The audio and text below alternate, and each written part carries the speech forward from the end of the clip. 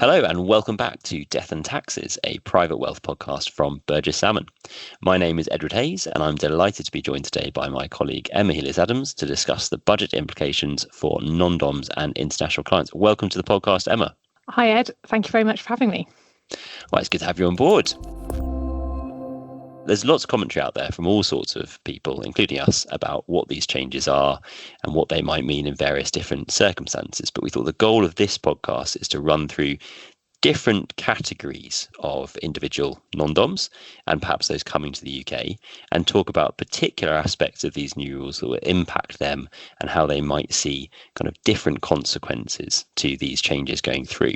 We'll begin with a very high level summary of the newest announcements, and then we'll get right into the different types of people and what each of them should be thinking about. So as a reminder, some of the important changes we'll be seeing from next year are the replacement of the remittance basis with a 4-year FIG regime in the first 4 years of UK tax residence, and that will allow people to claim tax relief on their foreign income and gains in that period, and they can bring those foreign income and gains into the UK without further taxation. There is also a temporary repatriation facility available for those who have existing foreign income and gains as of the 5th of April 2025. They can bring those into the UK, or indeed designate them. That's probably important to be clear on that point. And they don't have to physically bring them in the tax years 25-26 to 27-28 and be taxed on a flat rate of 12% or 15% depending on the year. In relation to inheritance tax, we're going to move away from domicile as the key connecting factor, and instead we'll have a residency test. So broadly speaking, you'll be exposed to inheritance tax on your worldwide assets once you've completed 10 years of UK tax residence. They don't all have to be consecutive. The test is 10 of the 20 preceding tax years. But for many people who come to the UK and then do have consecutive years, that exposure will begin in the start of their 11th tax year of UK residence. In relation to trusts, settlors of trusts who are living and UK resident will be exposed in many cases to income tax and capital gains tax on income and gains in their structures from the 6th of April 2025, and the inheritance tax status of trusts will be linked to the inheritance tax status of the settlor from that date. Right, that's the really high-level recap. You can go on our website for much more detail. If you search for the UK's proposals for non-doms and their structures, then we've got an article that runs through lots of these things. But let's get into how this is going to impact different types of people. So Emma, for existing non-doms who've actually already left or maybe leaving this year, what are the key things that they'll be thinking about? Thanks, Ed. So the key thing for people who were taxed as non-doms previously and then have already left the UK, the key thing for them to understand is that some of them could still be caught by these new rules, even though they're no longer resident in the UK. And it will be really important to take advice in relation to that. So if you left the UK or you were non-resident by the 2022-2023 tax year, then you shouldn't have any exposure under these new rules, and so you're probably clear. But if you left the UK in the 23-24 tax year, so that's the last UK tax year, then you might be caught by the rules in relation to inheritance tax, which might mean that you have exposure to inheritance tax on your worldwide estate. It might mean that trusts that you've created might have an inheritance tax exposure, and that's even though you've already left. How long does that last, Emma, in terms of length of exposure? So for those who've already left by now, effectively, you're looking at a 3-year exposure in broad terms. But what might be critical is that a trust that you've created might have an exit charge, a tax liability, when you then cease to have your personal exposure to inheritance tax. So, and this exit charge is a charge on the entire value of the trust fund at a maximum rate of 6%. And am I right that in most cases, because that 3-year tail will run, and some of that for some people will have begun running before the 6th of April 2025, and some it will run from that date. So your kind of maximum exposure, if you've already gone, is 3 years. For many, it'll be less. That exit charge is likely to be between 0.6% and 1.8%. Is that right? Yeah, that is right. So it's prorated. So the maximum on an exit charge is usually 6%, but it is prorated depending on how long the trust has been within the inheritance tax regime. So it will be likely, as you say, a much lower percentage, but still an actual tax liability and a return will need to be filed. The calculations for those tax liabilities can be complex. So there will be a bit of work to be done there. At the point of sort of leaving the inheritance tax, what's been referred to as the tail. Great. So those who've already left the UK or are leaving this year, or possibly even early next year, the key message is have a look at your inheritance tax exposure, have a think about how that could impact your trusts, and do take advice. Don't think just because you're out of the country when the budget statements were made that these don't impact you. I think that's very helpful. Thank you, Emma. On the second category, so existing non-doms who are in the UK at the moment, and they're weighing up their options. They're considering, do I stay in the UK as long as I was going to? Of course, it's important for everyone to remember that by definition, non-doms are going to go at some point, but it's the length of that stay that many will be considering as a result of these budget announcements. Emma, what would you be saying to clients in that position? What are the key things to weigh up here? So the key thing to weigh up is really how long have you already been in the UK and what are your plans for when you want to leave? And those things can make a very big difference to your UK tax exposure, and even small differences in the length of time that you've already been here can have quite a big impact on your exposure. There are some concessions in the rules that will hopefully give people some categories of people sort of pause for thought, and that they won't be just deciding to leave immediately.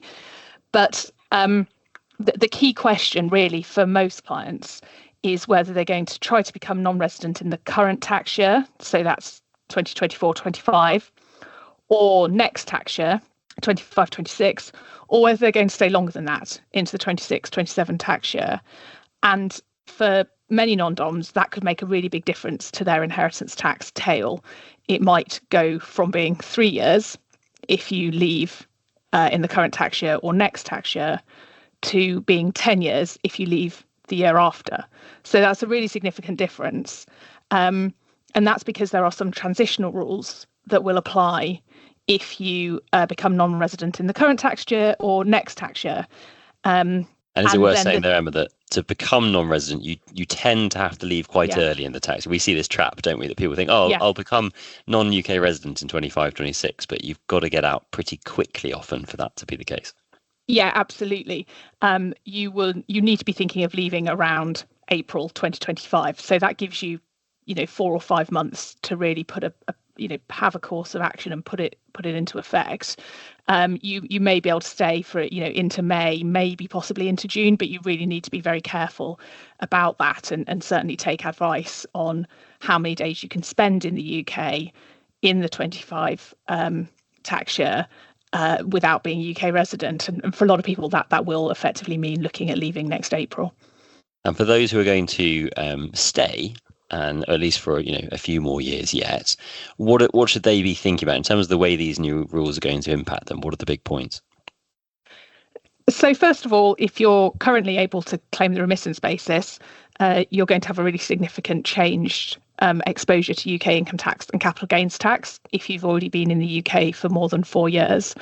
So you might want to do some planning around that. Looking at things such as investment parameters, you might want to invest for gains, for example, rather than income tax, because rates of capital gains tax are lower than income tax. Some clients might want to look at certain investment wrappers that will effectively allow you to defer tax. You should also look at if you've got assets held in structures. In some cases, you might want to make changes to the terms of those structures. So, for example, if you've got a trust, you might want to look at excluding certain beneficiaries. And that might mean, in some cases, that not all of the income and gains in the structure are attributed to you. So that's income tax and capital gains tax. For inheritance tax, if you're going to be caught and have exposure to worldwide inheritance tax, then you might want to consider various planning options that have been traditionally used by UK individuals, those who are domiciled in the UK. And that might be things such as making gifts, life insurance, and things such as family investment companies. And of course, it's not all bad news, is it? For those who are in the UK and are going to be staying for some years yet, actually, the temporary repatriation facility is potentially a very useful mechanism for them. Do you mind just talking us through roughly how that will work? Yeah, absolutely. So this the idea behind this is that there are lots of people who've claimed the remittance basis in the past, and they have foreign income and gains outside of the UK that have never been subject to UK tax.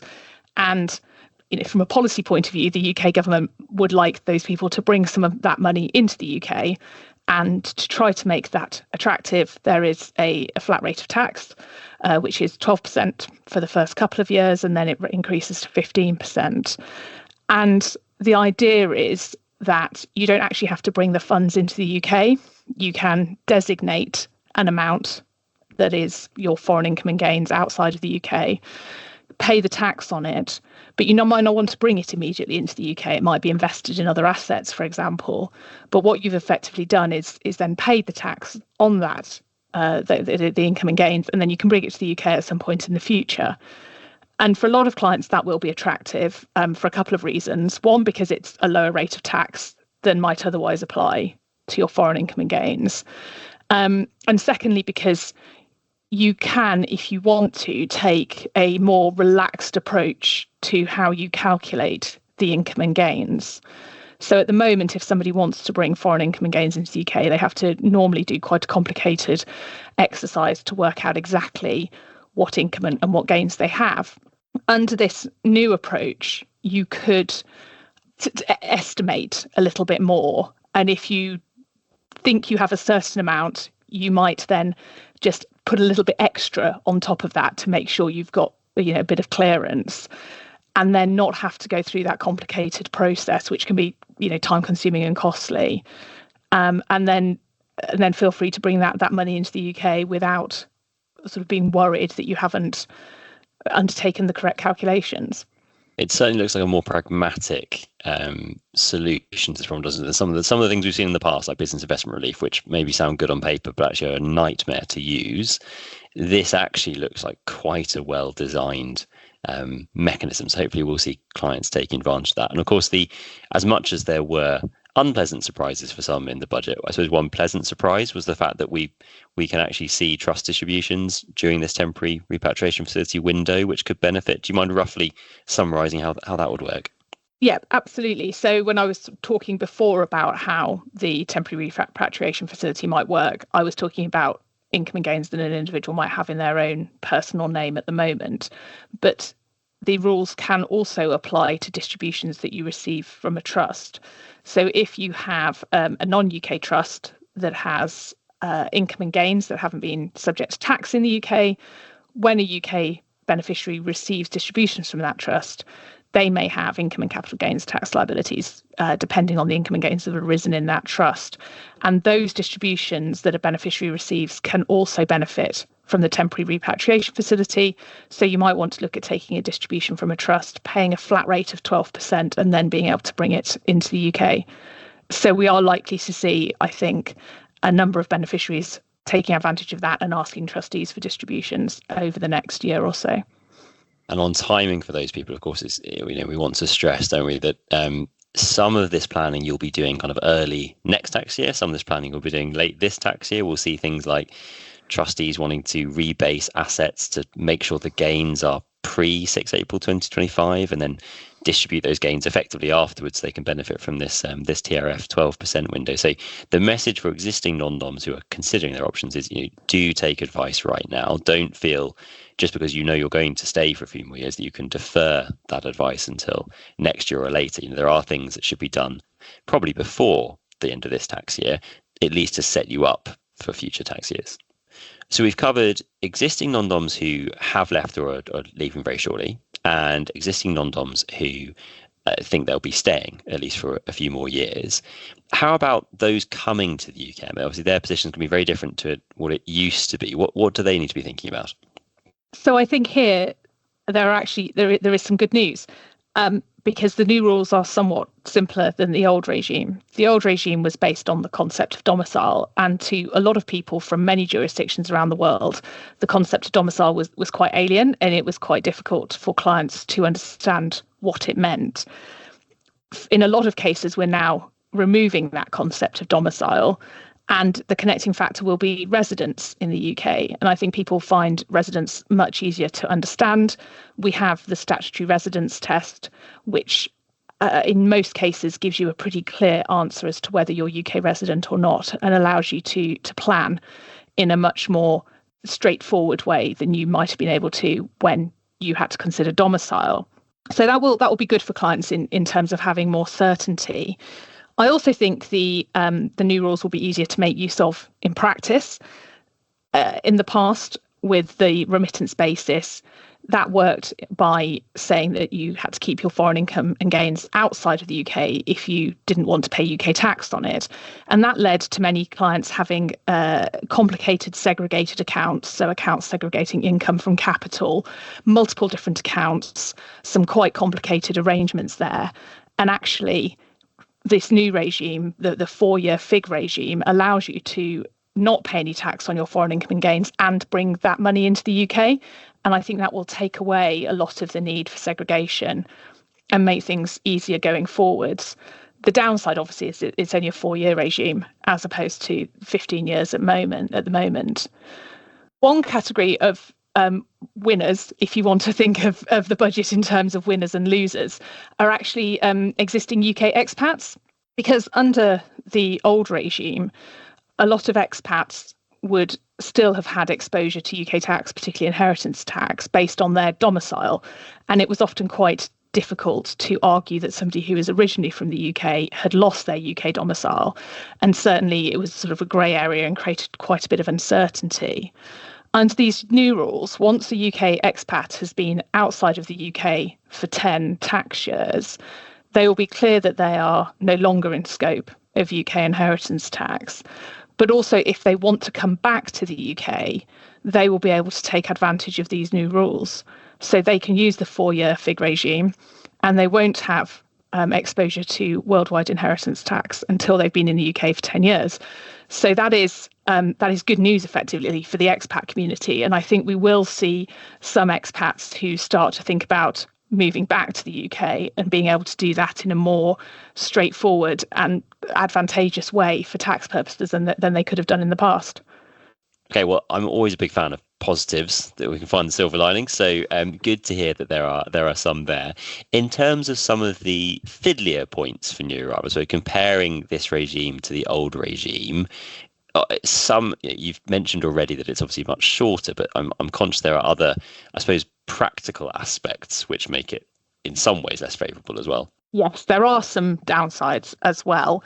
The first is that you will, under the new regime, need to report everything. So your foreign income and gains that you don't want to be subject to tax in the UK, you still have to report that. Whereas under the current remittance basis, you didn't have to report anything that was being kept outside of the UK.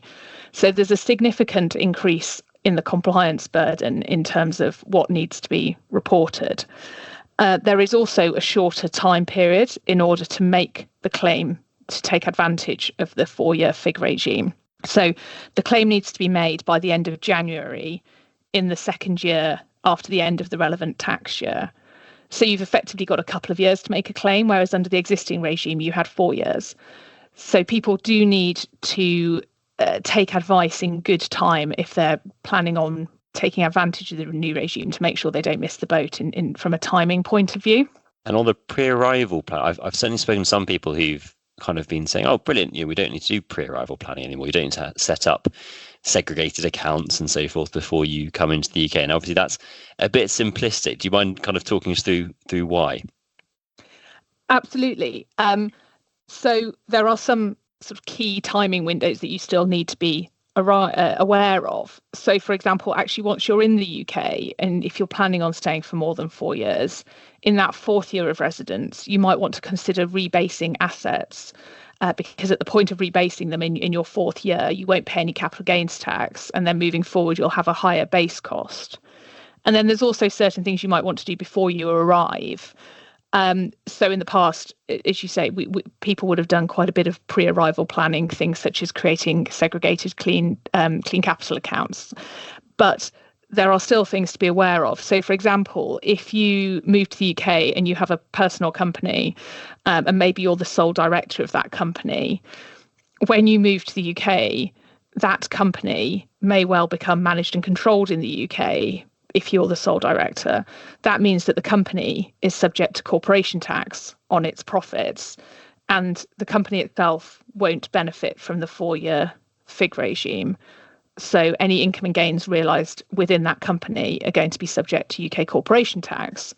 So it's quite important to take steps before arriving in the UK, such as considering whether you are going to wind up that company or appoint somebody else as director so that it doesn't become UK managed and controlled. Right, and there are of course other traps like personal portfolio bonds and all sorts.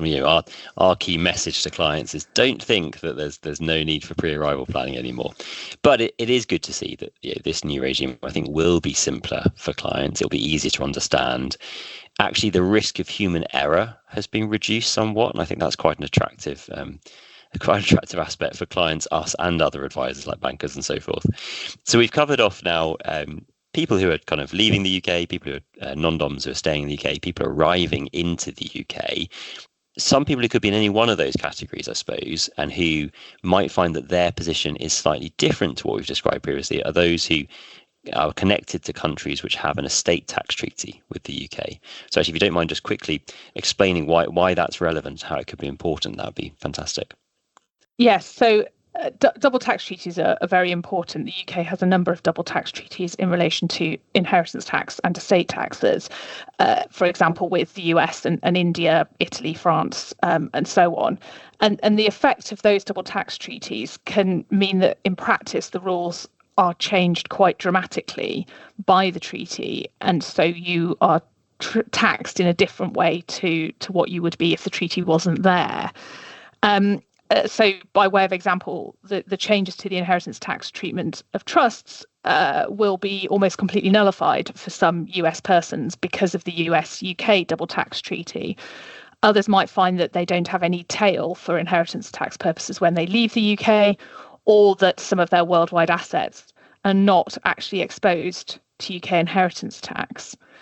And the other thing to think about there is a lot of these treaties use the concept of domicile, and that won't change. So you will still have domicile being a relevant concept for some tax purposes because of the double tax treaties. And the government has confirmed that there is no intention to change any of those treaties at this point in time. And of course, for succession law, it's very important as well, isn't it? Any of our clients who have assets or family in different jurisdictions, as much as we might wish that domicile were no longer relevant, we will still need to consider it and form a view on that. Yes, that's right. In relation to domicile, it will still be relevant for a number of non-tax purposes. Another thing that we're also quite wary of is existing non-doms taking the position that although they have been non-domiciled to date, they are now going to change their minds and say that they are actually domiciled in the UK. And you might see people wanting to do that, for example, to take advantage of the UK succession laws, which might allow them to leave their assets more freely when they die than they might be otherwise able to do in a country where they're domiciled out, if they're domiciled outside of the UK. So we think some clients might think about saying that their domicile has changed. Where we are a little nervous about that is we expect HMRC to be a bit suspicious of it and to be interested in investigating the individual's historic domicile status. And if you've been relying on being non-domiciled for a number of years to take advantage of the tax regime, and then suddenly you decide that you're UK domiciled, that doesn't preclude HMRC from carrying out an investigation into the historic tax years. So just be quite wary of that, I think. And certainly take advice if you're thinking of making any statements that suggest that your actual domicile has changed. And we've kind of seen HMRC do this in the past, haven't we? Because back in 2017, when deemed domicile became a concept, we all had to worry about much more. I think a lot of people assumed that given actual domicile had lost some of its relevance, that HMRC would maybe focus less on actual domicile and we'd see fewer domicile inquiries. And instead we saw more in the aftermath of that. And I think we're now thinking that actually that's going to be the case here. So I think it's a really important practical point for people to be aware of there. And thank you very much for that. So to quickly recap, if you're someone who's leaving the UK now or has left recently, we think the key point is have a think about your inheritance tax exposure and the way that could impact both you personally, but also your trust structures. If you're someone who is weighing up whether to go or whether to stay, or indeed has decided to stay, then it's really important to take advice in the very near future to determine what you might need to do before the end of this tax year and what options might be open to you going forwards to mitigate some of the more negative impacts of the budget, but also take advantage of what are in some cases actually very favourable reliefs and opportunities. We've also, for new arrivals, got a very big change of what we would be saying to new arrivals before they came to the UK. Pre-arrival planning is still absolutely key, but then what you have open to you once you move here, yes, it's a kind of less extensive relief in terms of the time it's available for, but actually it's much more certain in its application. It's much simpler in how it will operate.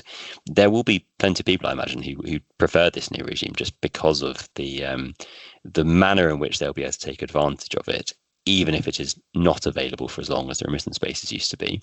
And then, of course, if you're from a country that has particularly an estate tax treaty with the UK, do make sure that your advisors are helping you work out the implications of that, because it could change your position very materially. So it's for me to say thank you very much to Emma for joining us and for all your wisdom. I think in conclusion, the impact of these changes is going to vary enormously from individual to individual and from family to family. Hopefully some of the messages we've put out today will resonate with people and will help them kind of identify what they need to focus on, both personally and with their advisors.